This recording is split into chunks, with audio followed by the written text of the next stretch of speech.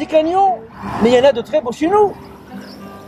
Suivez-moi et soyez donc prêts pour une balade intense et pleine de rebondissements. La connaissance du territoire semble d'une première importance. Cela permettrait à nos concitoyens et aux visiteurs étrangers de s'orienter vers notre canyon sans trop d'embûches. En voici l'itinéraire. Zayo Bessam. Un parcours de 29 km.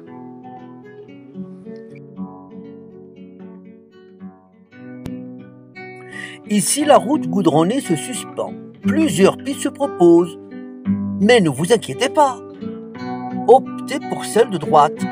Vous traverserez une petite agglomération d'habitants.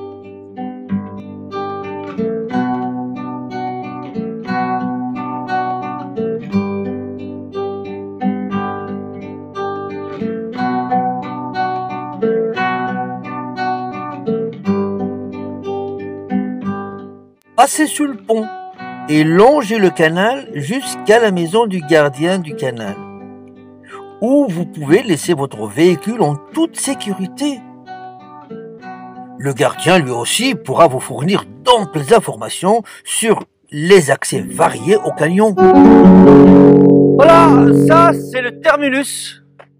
Derrière moi, il y a la maison du gardien du canal, et plus loin, c'est la ville de Zayo. Et en face, c'est le canyon. Tout au long du fleuve, il existe des noms de lieux en fonction de leur forme, témoins éternellement présents que les générations indigènes se transmettent, s'insérant ainsi dans la mémoire collective. Ces toponymes, disons des noms de lieux, en fonction de leur forme ou représentant un fait marquant dans l'histoire de la région.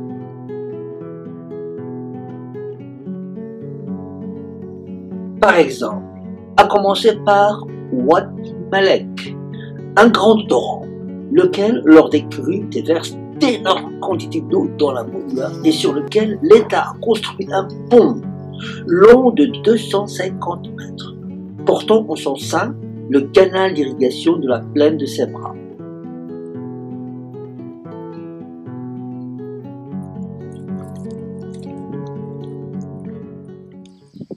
C'est parti donc pour un joyeux périple à travers monts et vous. Un canyon vous reçoit dans toute sa majesté.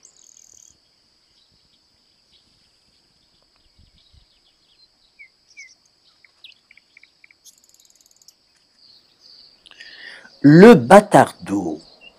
Il s'agit d'une sorte de digue établie autrefois dans le lit de la rivière de façon provisoire par les services du chantier d'irrigation. À l'époque, ce bâtard d'eau était destiné à retenir les eaux et faciliter leur pompage. À présent, il n'a plus la même fonction. Il permet de traverser le cours d'eau sans perdre pied. Le site héberge des populations végétales moins abondantes qu'ailleurs, mais certaines variétés de plantes sauvages et végétation des berges, telles le palmier nain, l'alpha, le chêne, les lauriers, le tamari commun, joncs et quenouilles, donnent un attrait particulier à l'environnement. Faut dire qu'on était éreinté par la marche, alors il fallait se reposer un peu, le temps de se ressourcer. Voilà.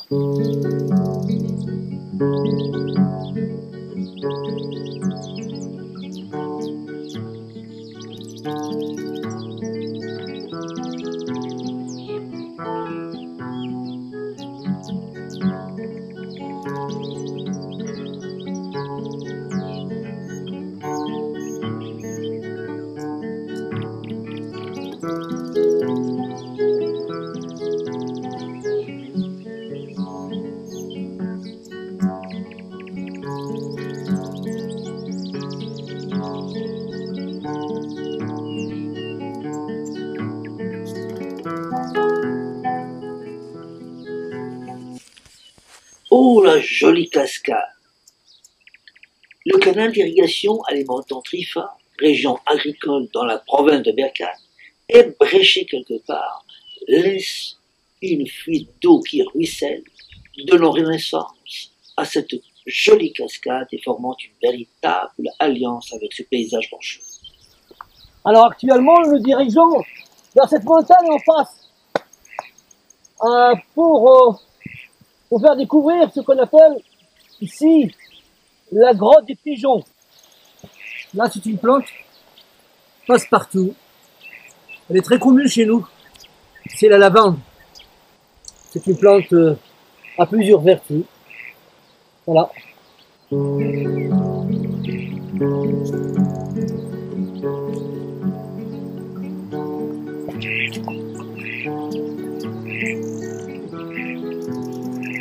Attention, il ne faut pas s'approcher de cette muraille. Il y a risque d'avalanche. Méfiez-vous, hein. Nous sommes à peu près à plus de 20 km de Zaïo, direction sud. En aval du fleuve, l'embouchure est aux environs de 60 km, où les eaux vont se déverser dans la mer Méditerranée.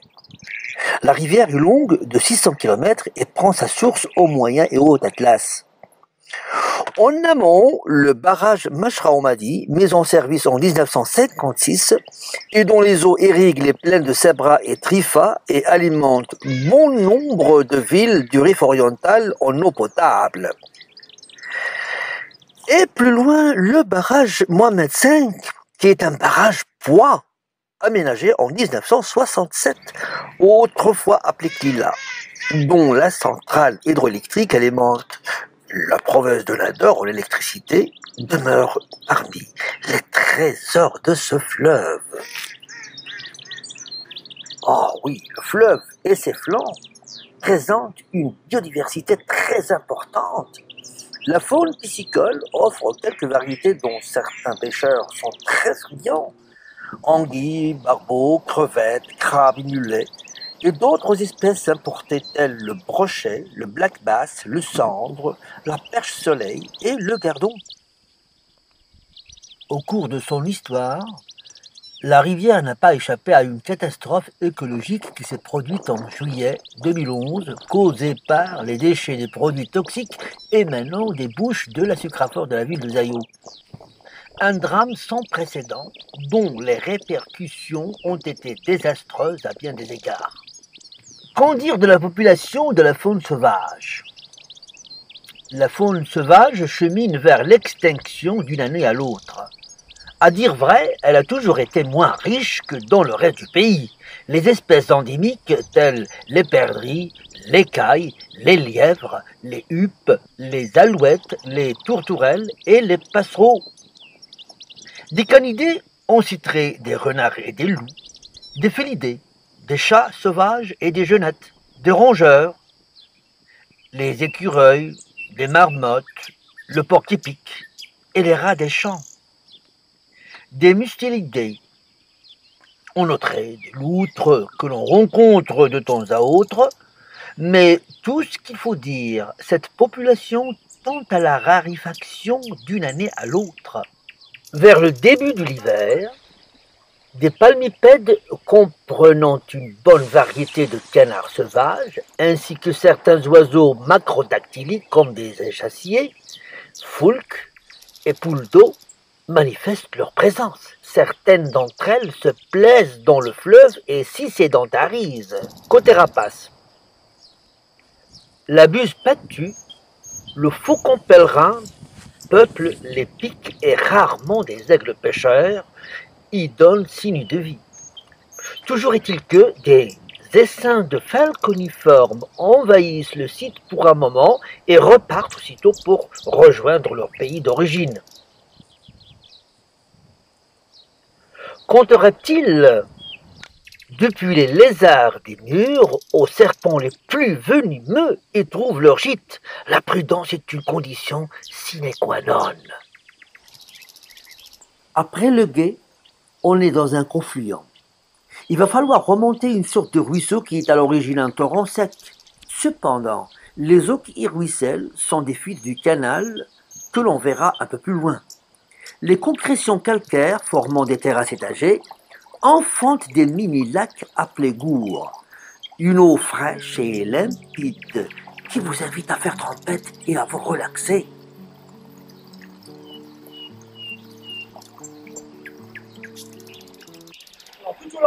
chemin, nous allons tâcher de débusquer les gros marbots. Et on a de la chance.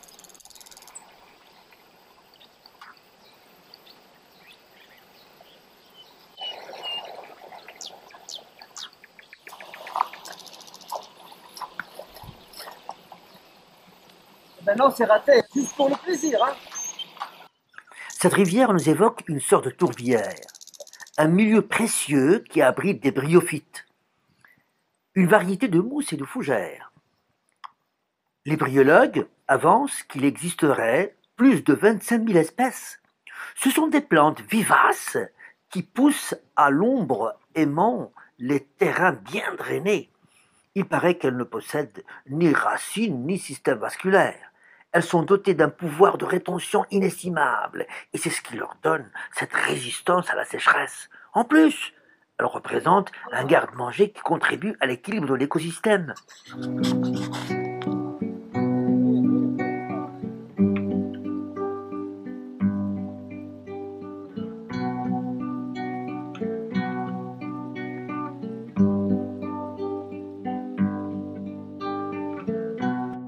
Voilà, ça c'est le palmier nain. Ça donne des dattes. Et ces dattes, en principe, elles ont de multiples vertus.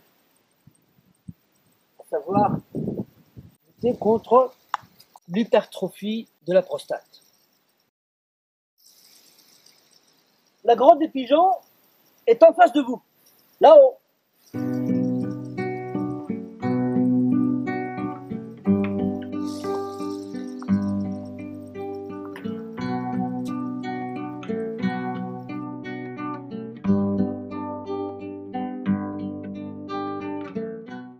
Et voici le trou où gîte un animal nocturne,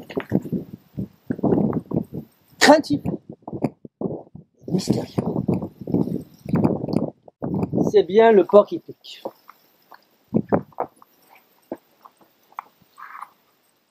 Nous allons nous permettre de faire une invasion dans ce trou, histoire d'y jeter un coup d'œil. Doucement les gars, hein. Surtout ne pas se cogner contre les parois de la cavité. Vous risquez de vous faire des bosses. Et c'est pas joli.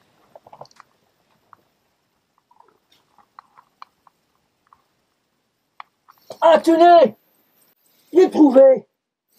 Voilà, une belle pièce d'accusation. S'il y en a une autre, il y en a deux.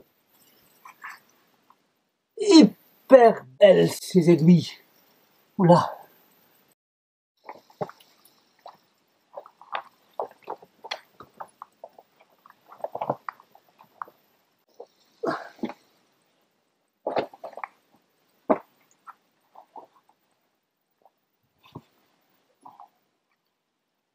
Voilà, il y a un œil de bœuf sur la droite et un autre à gauche.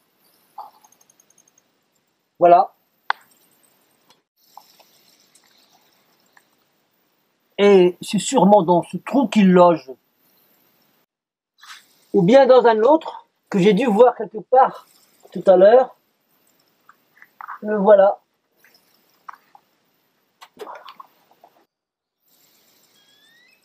Alors, regardez cette merveille.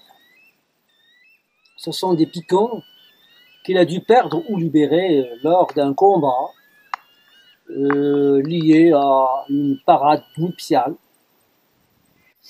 Et je vous rappelle que chez les femelles, la gestation dure 215 jours.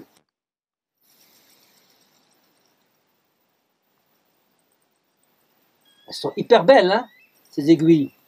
Et admirez le décor, c'est hyper beau. Observez les rayures en noir et blanc. Ça vous dit quelque chose? Le serpent tricot ou le star tambour. Et ces piquants lui servent d'autodéfense et de flotteur sur l'eau. Arme redoutable contre d'éventuels prédateurs. Ces piquants sont hérissés de barbe, pointés vers l'arrière, et ce qui rend difficile l'extraction. et douloureuse. D'aucuns croient que ce mammifère projette ses picots sur ses agresseurs. En réalité, c'est faux. Ce n'est qu'au contact qu'il transperce son ennemi.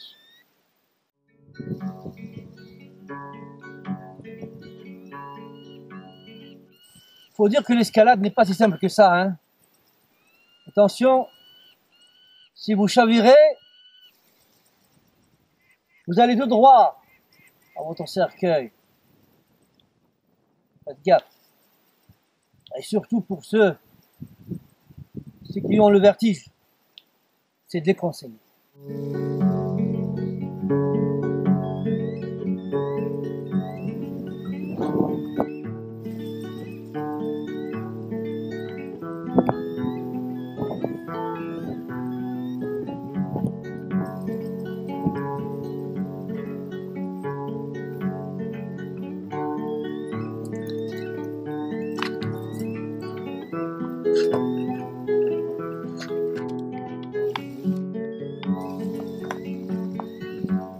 Vous me verrez avec cette torche.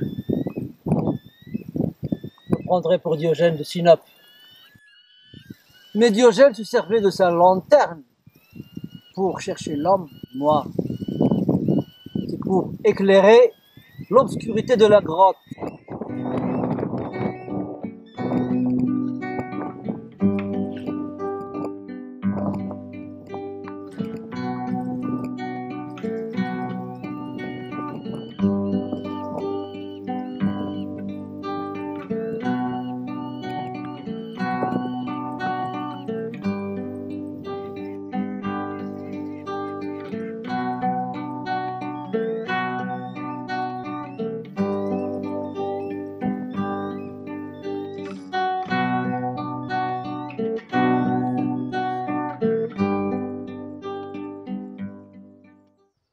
Le pont en face.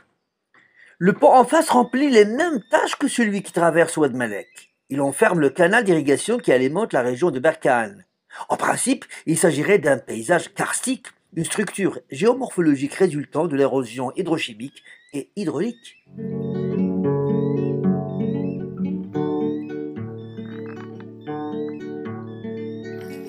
Eh bien voilà, nous sommes maintenant à la grotte des pigeons. Et elle vous reçoit avec cette grosse gueule et à bras ouverts.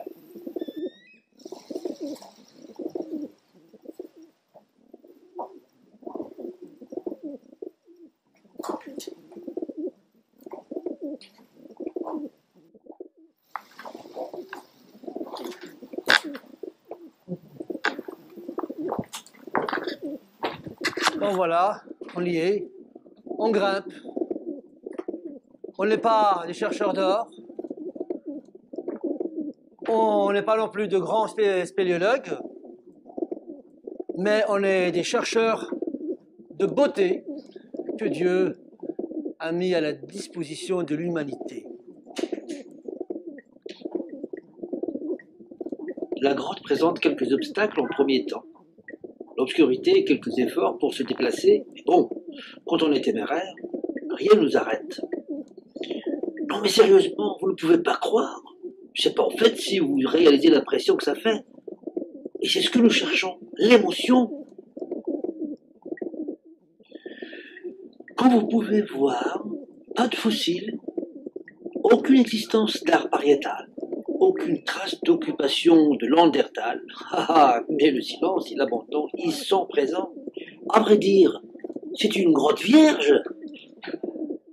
Par contre, on remarque une légère formation de stalactites par concrétion, c'est-à-dire l'eau chargée de dioxyde de carbone dissout le calcaire des roches perméables qu'elle traverse et, au contact de l'air, elle se cristallise à la voûte de la grotte. Parfois, des stalagmites se forment de sol de la grotte et c'est l'effet splash. L'effet splash des eaux calcaires. Seule chose dont notre grotte semble avare. Alors, comme vous pouvez le constater, c'est très labyrinthique. Alors, vous avez une sortie en bas et en haut, une porte qui s'ouvre vers le ciel. Et si le canyon? Bon, c'est rarissime de trouver des endroits pareils. Alors, admirez la beauté de ce paysage.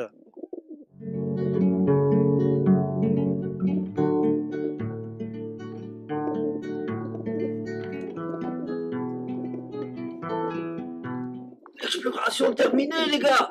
On s'en va.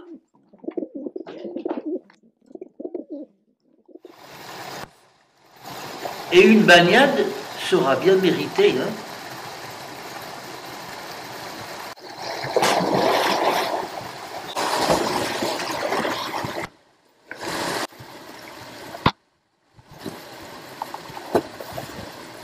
Ça, c'est mon liquide amniotique.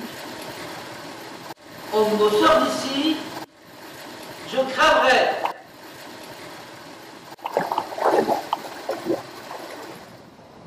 Et maintenant, de retour au canyon, nous allons commencer par le premier toponyme. Khnafrlajel. Les aborigènes l'ont appelé Khnafrlajel, c'est-à-dire les naseaux du bœuf. Ils n'ont pas tort d'ailleurs. Je vous laisse admirer cette petite grotte avec ses deux gros trous grossièrement circulaires et juxtaposés, faisant office de porte. Une grotte formée de conglomérats causés par la sédimentation et qui a abrité tant de visiteurs qui y viennent camper un bout de temps. Tagargasht. Nous sommes apparemment devant une belle toile nommée Tagargasht, qui est un attribut amazigh pour signifier décoré, en référence aux parois des roches qui se distinguent de certaines couleurs, allant du blanc au gris-bleu. Observez aussi les stries qui se dégagent du rocher. On dirait des rayures laissées par le passage d'une grosse fourchette ou d'un râteau. Plus on remonte le fleuve, les rochers opposés, ouverts par endroits, donnant l'impression d'un étau ouvert, permettaient aux cervidés qui peuplaient les montagnes de Bassam de traverser en sautant la rivière. D'où l'appellation en langage vernaculaire Tengiz Talatrous, avec son équivalent en langue de Molière, saut de bouc. À présent, quoique cet animal, au bois caduc et anour, ait disparu totalement du lieu depuis plus d'une génération, l'endroit conserve toujours le toponyme. Observez ces gorges. Un chambardement inextricable, mais combien beau.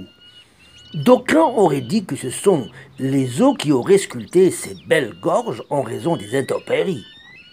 Ce canyon est tellement étroit, dangereux et peu hospitalier que toute randonnée y semblerait périlleuse. Pourtant, l'amour de l'insolite vous invite à percer le mystère de ces falaises de grès, de calcaire et de schiste avec tout ce corps montagneux infranchissable. Cependant, de simples bateaux gonflables, un kayak, une pirogue, vous offriront de bonnes balades au long de cette majestueuse rivière hautement patrimoniale, laquelle, comme vous pouvez le constater, n'a subi aucune altération liée aux activités humaines. Pas de prélèvement de granulats, pas de traces de pollution. Les hautes gorges nous exhibent les plus hautes parois rivalisant de beauté des paysages et le tracé particulier du fleuve nous peint un site magnifique et enchanteur.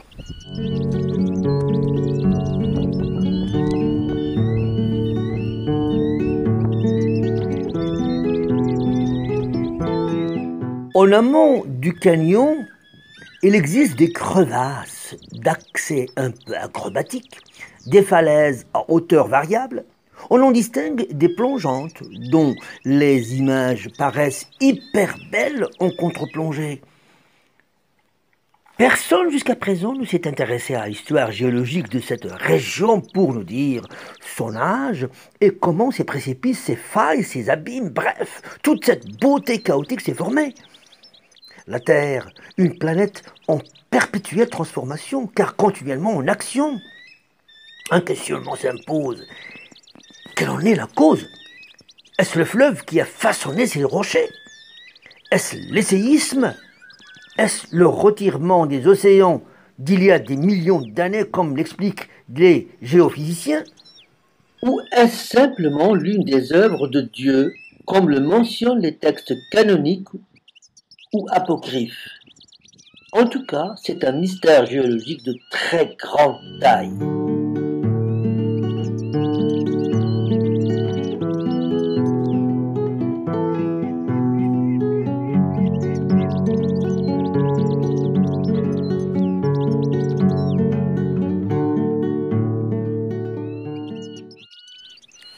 N'est-ce pas un lieu d'évasion romantique? Une cure naturelle, une épuration du psychisme? Parfois, plus on contemple ces rochers, plus les rêves s'ébranlent. Un certain anthropomorphisme qui s'en dégage. Et c'est le moment d'entrer dans un dialogue virtuel avec des formes d'individus étranges qui meubleront votre esprit. Votre âme se métamorphose. C'est un voyage qui commence dans un lieu et qui vous ramène au non-lieu. Une transhumance spirituelle s'opère. C'est l'ataraxie ou l'accès à l'homéostasie. Loin du buzz médiatique, loin des attentats, loin des bombardements, loin des nuisances et de toute pollution causée par l'urbanisme, loin des pourparlers à crever les tympans, loin de la guerre pour un baril de pétrole, loin des rapports sociaux basés sur l'hypocrisie, les artifices et la manipulation, loin de cet argent qui a mis sa tutelle sur le destin de l'homme, loin du transhumanisme trop ambitieux. C'est ici qu'on apprend que le bonheur ne s'achète pas dans une boutique ou se fabrique dans un quelconque atelier. C'est dans l'ancêtre de cette magnificence naturelle que réside la vie. Quel mécénat naturel! Qu'aurait éprouvé un Michel-Ange ou un Botticelli, un Goethe, un Thomas More ou un Lamartine s'il leur était arrivé de passer par ici? Fleuve mon amour, pour toi que j'ai chanté, et cette eau parlante qui voyage en liberté. Cette muraille de rochers défendant tes beautés, et toute cette magie dont je suis fasciné, c'est l'histoire d'un amour, d'une transe qui est née. En toi je fais ma cure, d'un passé enterré.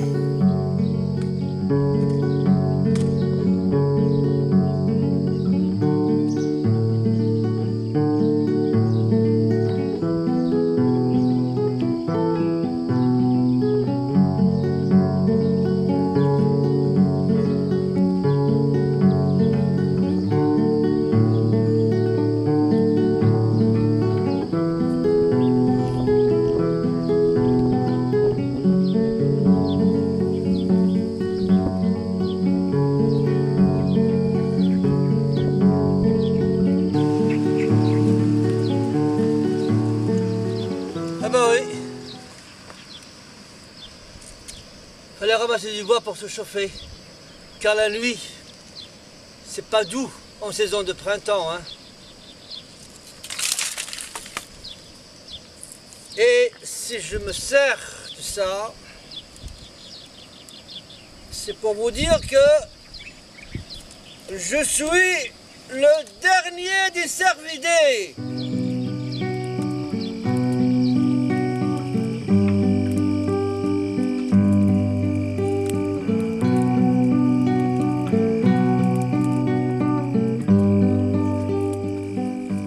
Voyez-vous, mes amis, ce coincement de grenouilles et ce déferlement des eaux me renvoient à l'Antiquité grecque.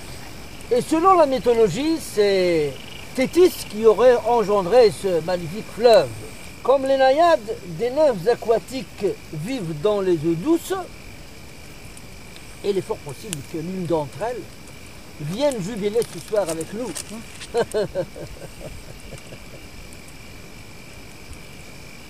Faut y croire, hein.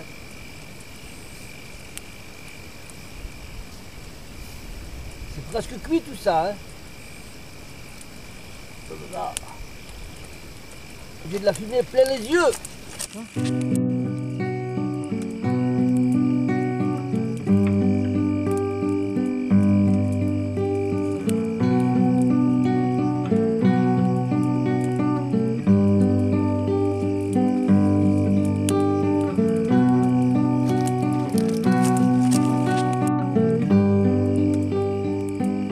Ô belle liqueur, temple sans prière, où j'ai noyé d'horribles souffrances.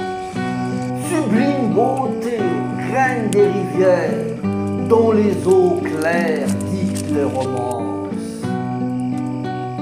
Et ce ruban fort admirable, cachant des choses impondérables, où voyages-tu avec ces eaux?